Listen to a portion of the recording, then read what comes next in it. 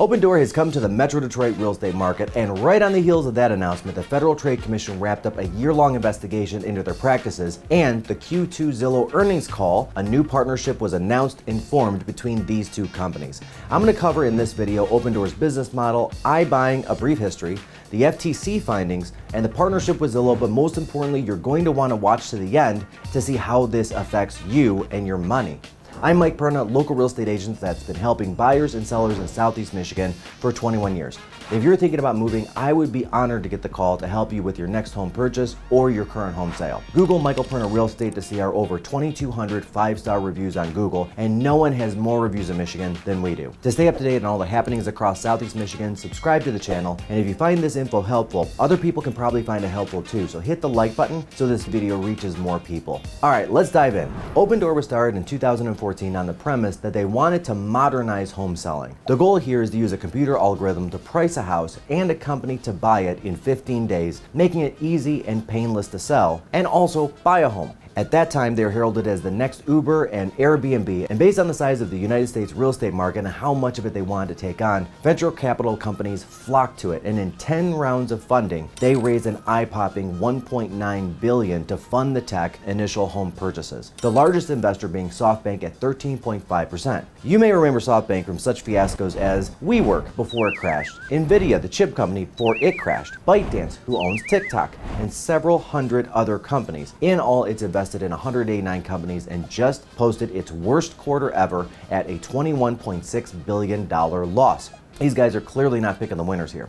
At its start, Opendoor was a mix of all the hottest Silicon Valley trends, combining AI, data science, machine learning, automation, and algorithms into a one-stop click, fill out a form, and get an offer in a few minutes on your house service. Then, if you want to proceed, you would set up a video call so that somebody could actually tour the home. They could put an eyeball on it to make sure everything you said was there, and you can close in as little as 3 days. No fuss of cleaning, no fuss of home showings, no open houses, packing up the kids and the pets and leaving while people are coming to see the house. All of that is alleviated. Between 2014 and now, several competitors had jumped into the market, and the term iBuyer, after like iEverything and iLife and iPhone and blah blah blah, was coined. Most notably, the biggest competitor was Zillow. They started buying homes as the next iteration of their model, moving from just a marketing company selling your data, and that's how they create a profit, to flipping homes by the thousands. Traditionally, home sellers research and find a credible local agent to help them prepare and price their home, then market it to elicit the best offer possible. However, if you bought or sold a home in the past, and many of you watching this video can attest that the service of real estate agents is kind of hit or miss. A bad agent will over or underprice a home, leaving thousands of dollars on the table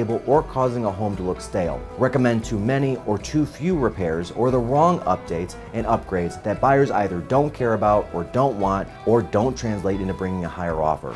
Back to Zillow. After jumping into the iBuying market, they focused on markets like Nashville, Phoenix, Fort Lauderdale, and a few others, and eventually ramped up to several thousand home purchases monthly. However, this became a bit of a house of cards for them. They used their own proprietary Zestimate as the basis for their home offers, and that's where they failed. As Zillow will admit, and they did, on the earnings call in Q1 when they disbanded the house buying program, the Zestimate was giving values above real market value. In the end, the popular house hunting website lost over $880 million on this venture. To put it another way, they lost $25,000 per home they bought, and they scrapped the program and laid off 2,000 people. For the owners that sold their homes to Zillow, they got the better end of that bargain, as Zillow was willing to mistakenly, trusting their tech versus boots on the ground, pay way more than the house's actual value was. If you sold to them, the shareholders took the brunt of that, with their stock now down 72%. Through this, the good news for Zillow is that they found out how to attract sellers to use their system to sign up for a cash offer. And that's about the only thing they could salvage out of this entire fiasco. While unloading the last of the homes that they owned in late 2021 and early 2022, the board of directors of Zillow had to figure out how to get revenue back up and boost the share value before 2023. Entering 2022 on Opendoor's side, they posted their first actual quarterly profit the first quarter of 2022 in the amount of $28 million.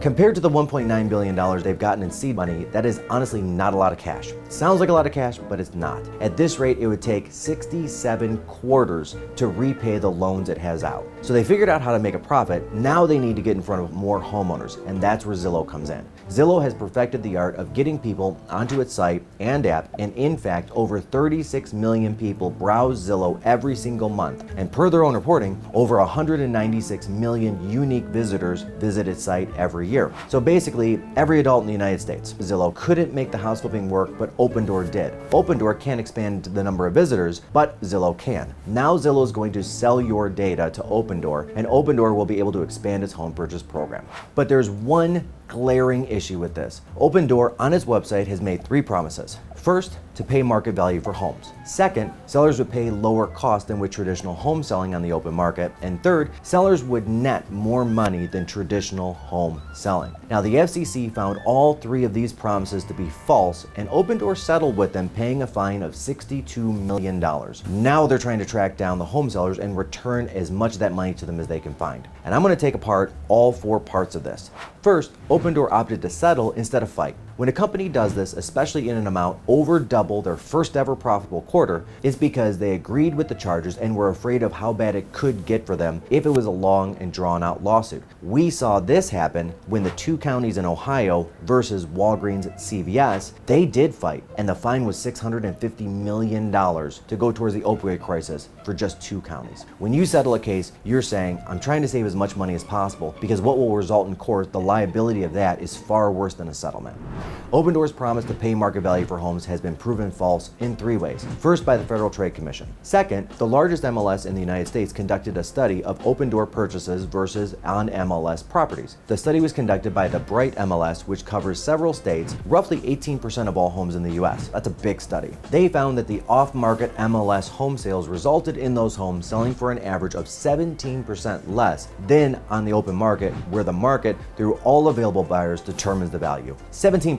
Now that's before Opendoor's 5% convenience fee and before they beat up sellers on any home inspection items they come up with. Now Opendoor has come to our local Metro Detroit market. This is my 3rd study. I took 12 homes myself, worked with 12 local owners across 12 cities and multiple price ranges, my own home being one of them, and we put them through the Opendoor system before putting them on the market to see for myself what would happen. In every one of the 12 scenarios, we elicited offers and closed that home for more, and I mean much more, than the best Opendoor offer. Before submitting these homes to Opendoor for their consideration, I asked each seller what they thought the value of that ease of use to them would be. No showings, no open house, and just close in 15 days. They get to pick the day. I had answers ranging from $3,000 to $9,500. For myself, I think I would personally value that at maybe 1 to 1.5%. None of my sellers surveyed gave me an answer at or above 2%. So let's get to the end result. Of the 12 test cases where we went to Opendoor first and then went to market to see where the market valued our sellers' properties at, and I can't guarantee these results every time, but I do feel with a skilled real estate team like my own, it's highly likely, and we would be honored to get the call to help you sell your home. Here's how much more we sold those 12 homes for than Opendoor's best offer: 13.1% on average. So let's compare apple to apples. Our commission charged to the sellers in these cases was about 6%. The Opendoor fee was about 5%. None of these homes we bothered to take all the way to the Opendoor inspection process because the prices offered were just so low to start with. None of the owners wanted to sign the deal or even consider that option. And I'm glad none of them did. The average sales price of the homes we tested was $431,000. So even taking out our fee of 6%, but also apples to apples, taking out the seller's Opendoor fee of 5%, these 12 sellers received at closing a net to them increase of $52,151 versus what they would have gotten with Opendoor. Guys, that's bananas. $52,000. But the money itself doesn't do anything unless you think about what it represents or what it could represent. Interest rates right now are about 5.5%. If that full $52K was added into the down payment on your next home, the monthly payments would be $295 lower per month, every month. And my friends, that's not where it ends. Opendoor extends its profits through its sellers and buyers using its own ancillary services. Now let's dive into this. When a seller sells a home, they buy an owner's policy of title insurance to protect against any future claims on title. When a buyer gets a mortgage, they pay certain fees such as appraisals and underwriting fees associated with the loan. While not price gouging, both of these fees they charge are more expensive than local-owned title and mortgage companies and are more expensive when compared to the national lenders like Chase or Bank of America, as shown by this side-by-side comparison of all three options. So where does that leave us? Opendoor and OfferPad and some of the other iBuyers sound like great easy buttons for selling a home, which can feel super daunting. I totally understand that. In almost every scenario, always come with a cost, usually a pretty high one, and none higher than in real estate. There are now programs out there that are not nearly as costly in the market to use as Opendoor. One of them actually used to be an iBuyer operating like Opendoor before shuttering that side of the business and focusing solely on the niche of people that have the home to sell before they buy. Now that company is called Knock. We were Knock's first and still strongest partner in Michigan, and here's how this works in a nutshell. When you find a home you want to offer on, you can make an offer using Knock without a contingency. When that purchase closes, Knock will give you up to 6 months to sell and close your current home and will make those 6 mortgage payments on your behalf, so you're not paying for 2 mortgages, hence not contingent. Once closed, they take those payments out of the profit or out of the equity at the closing. And best yet, they don't charge any interest. I mean, 0 interest charged for that service. But everybody's got to make money, right? So how does Knock? They charge a 1.25% administrative fee on the new home amount at the closing of that home. But they also don't charge the typical 0.75% to 1% origination fee that banks like Chase Bank or local mortgage brokers charge. So their profit comes from 2 places. So that said, there are a lot of options on the market, and we've only discussed 2 of them, and there are 5 or 6 others that we're working with right now. Call me anytime to weigh out Opendoor, Knock, or several of the other new tech and non-tech companies that have now entered the real estate space. My goal for my clients has remained unchanged for the last 21 years. For people to consult with me about their home sale to get the most money out of it in the shortest amount of time with the least amount of hassle. While I understand that's nice to say, I'm also the guy that will always look a gift horse in the mouth, and in an industry where 96% of people who get into real estate or get a real estate license are out of the business in under 5 years, being here 21 years and growing each year through referrals and being blessed to receive over 2,200 5-star reviews, I hope that is a testament to the hard work myself and my team put in for you. Thank you again, and if you're considering buying or selling, call us anytime. Don't forget to subscribe and hit the like button if you found this information valuable, and make it a great day.